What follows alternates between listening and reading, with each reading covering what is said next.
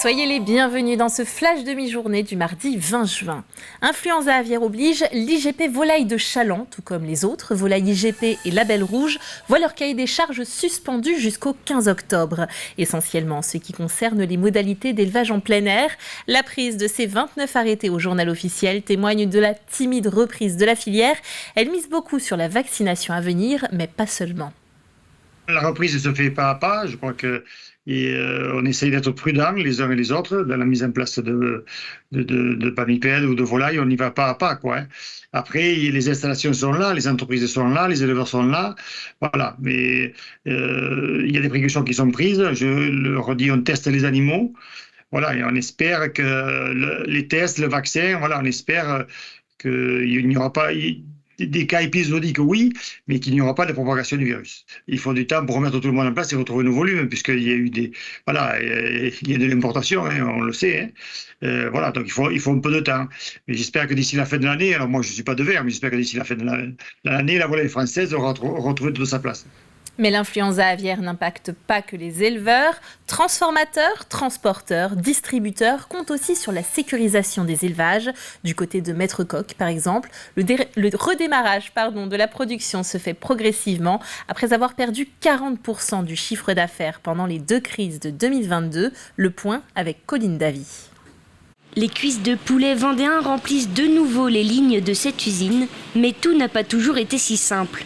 Avec 2 pics de grippe aviaire en 2022, il a fallu s'adapter. À ce moment-là, on a, nous, très tôt anticipé en allant acheter des lots dans d'autres régions où il n'y avait pas de contamination, pour qu'on puisse faire tourner nos sites élaborés et avoir le moins recours possible à l'activité partielle, c'est-à-dire au chômage technique. Ce qui a permis à Maître Coq de réaliser à peu près 40% de son activité normale au moment le pire du dépeuplement qui était en avril 2022. L'activité est revenue à la normale sur le poulet, ce sera bientôt le cas pour la dinde, mais sans vaccin, l'inquiétude persiste.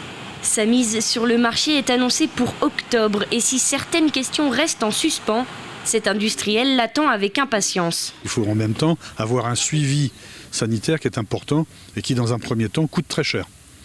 Donc ce financement du vaccin pose question.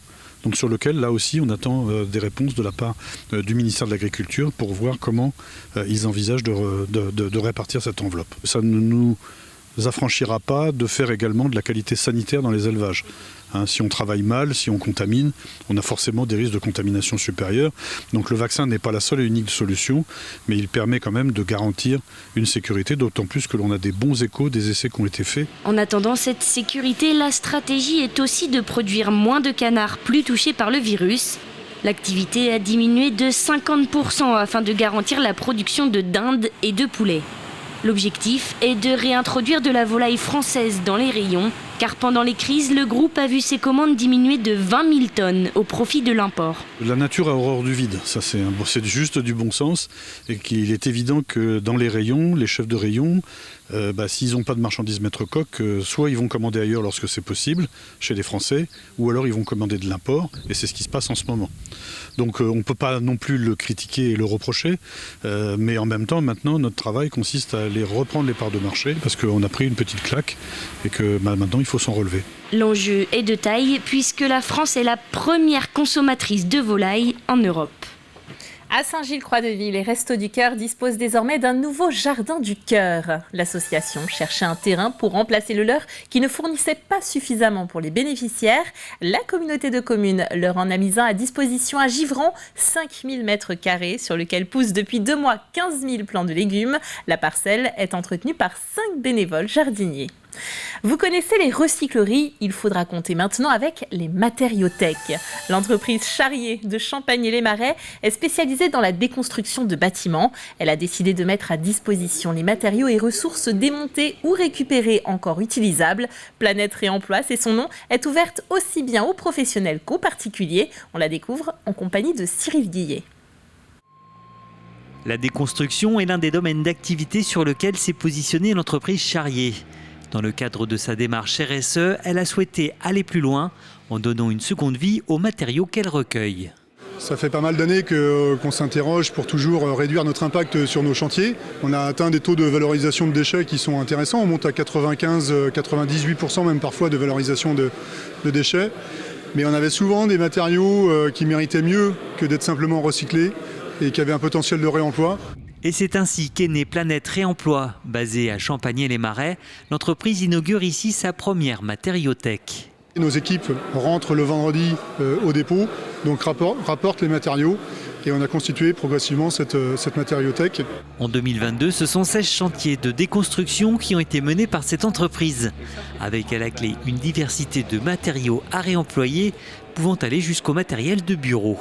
Les départs de chantier, on en a eu notamment sur des éléments sanitaires, des éléments d'aménagement type faux plafond, revêtement de sol, des éléments électriques également. Les éléments qui reviennent ici, on a plus souvent des éléments de charpente bois, charpente métallique ou autre, et qui ont un fort potentiel et qui sont assez demandés par les acquéreurs dans le secteur. Et une fois déposés, ces matériaux seront revendus en moyenne à 50% du prix du neuf. Sur le réemploi, on est sur un modèle très précaire. Le coût de dépose des matériaux, les déposer proprement, les palettiser, les rapporter, les nettoyer, c'est un certain coût pour être vendu à un prix très attractif. Donc le modèle est assez précaire. Pour autant, on y croit énormément. D'une part parce que les particuliers et les artisans vont y trouver un réel intérêt.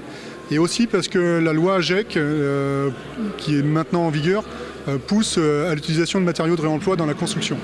Donc il va y avoir des réels besoins sur des matières de seconde main. Et justement, on aura le potentiel, on sera prêt pour répondre à cette demande.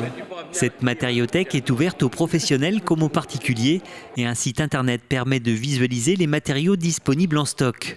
À noter que Planète Réemploi ouvrira ses portes au public tous les premiers vendredis du mois à partir de juillet. Il a fait anormalement chaud sur la première quinzaine de juin et c'est Climat Vendée qui nous le dit. Du 1er au 18 juin, c'est ainsi une moyenne de plus de 3,6 degrés pour les minimales et 5,2 pour les maximales relevées sur la station de La Roche-sur-Yon, un record. On notera aussi que les eaux de l'Atlantique Nord atteignent une anomalie record de plus de 1,2 degrés. Elle n'a jamais été aussi chaude pour cette période de l'année. On regarde à présent ces photos impressionnantes. Elles ont été prises hier soir du côté de Pouzauges où un bref mais violent orage s'est abattu sur une partie du bocage vendéen. Le vent en rafale y a dépassé les 100 km/h, 15 mm de pluie déversée et à noter la présence de grêle de près d'1 centimètre de diamètre. Il est temps de refermer ce flash. On se retrouve à 18h pour une édition complète. D'ici là, passez une belle après-midi et à bientôt.